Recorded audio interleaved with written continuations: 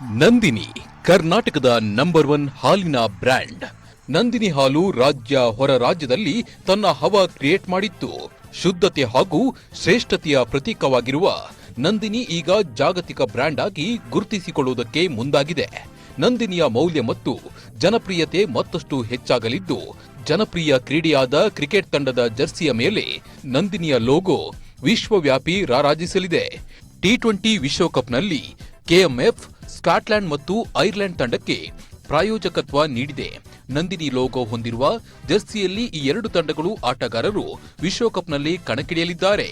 ಅಮೆರಿಕದಲ್ಲಿ ಜೂನ್ 1ರಿಂದ ಆರಂಭವಾಗಲಿರುವ ಐಸಿಸಿ ಪುರುಷರ ಟಿ20 ವಿಶ್ವಕಪ್ ಟೂರ್ನಿಯಲ್ಲಿ ಐರ್ಲೆಂಡ್ ಮತ್ತು ಸ್ಕಾಟ್ಲೆಂಡ್ನ ಆಟಗಾರರು ಕನ್ನಡ ಮತ್ತು ಇಂಗ್ಲಿಷ್ನಲ್ಲಿ ಕೆಎಂಎಫ್ನ ನಂದಿನಿಯ ಲಾಂಛನವಿರುವ ಜರ್ಸಿಯನ್ನ ಧರಿಸಿ ಕಣಕ್ಕಿಳಿಯಲಿದ್ದಾರೆ. ಈ ಮೂಲಕ ಅಂತಾರಾಷ್ಟ್ರೀಯ ಮಾರುಕಟ್ಟೆಯನ್ನ ಪ್ರವೇಶಿಸಿರುವ ಕೆಎಂಎಫ್ ಕೇವಲ ಸ್ಥಳೀಯ ಬ್ರ್ಯಾಂಡ್ ಅಲ್ಲ ಎಂದು ಜನರಿಗೆ ತಿಳಿಸುವ ಗುರಿ ಹೊಂದಲಾಗಿದೆ. ನಂದಿನಿ ಉತ್ಪನ್ನಗಳು ಅಂತಾರಾಷ್ಟ್ರೀಯ ಮಟ್ಟದಲ್ಲಿ ಲಭ್ಯವಿದೆ ಮತ್ತು ಇದರ ಮೂಲಕ ದೊಡ್ಡ ಅಂತಾರಾಷ್ಟ್ರೀಯ ಮಾರುಕಟ್ಟೆಯನ್ನ ಭೇದಿಸಲು ನಂದಿನಿ ಸಂಸ್ಥೆ ಮುಂದಾಗಿದೆ. ನಂದಿನಿ ಅಮೂಲ್ ನಂತರ ಭಾರತದಲ್ಲಿ 2ನೇ ಅತಿದೊಡ್ಡ ಹಾಲು ಒಕ್ಕೂಟವಾಗಿದೆ.